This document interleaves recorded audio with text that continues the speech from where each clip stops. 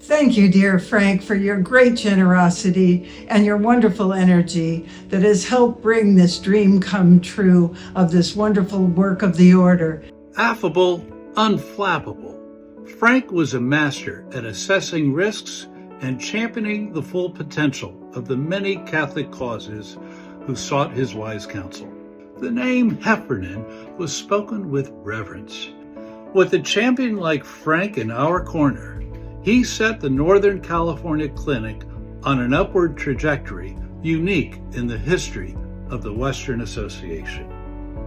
Long may it thrive.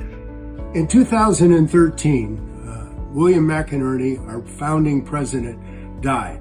And it was a terrible loss, and frankly, we didn't know what to do. We were kind of like a ship lost at sea, floating around without a captain. And we had a meeting in Mr. McInerney's law office, and the board was sitting there, and Frank Heffernan spoke up and took charge and said, here's what we need to do. We need to form a committee to look at who's our next president. I'll be more than happy to be the chair of that committee and get back to you guys in 10 days. And it's been pretty rosy for the clinic ever since. And we made it back into port, and we're still doing great. I've known Frank Heffernan for over 55 years. We first met when I was a young accountant.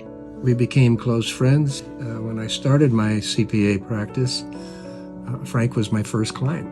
He was hospitaller for the Order of Malta from 1982 to 1987. We all will miss Frank.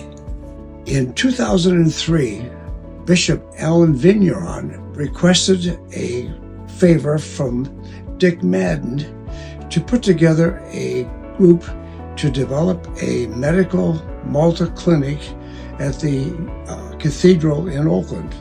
I think Frank was one of the first persons that Dick Madden requested. Frank was very knowledgeable and had considerable input into the development and the organization of this particular clinic.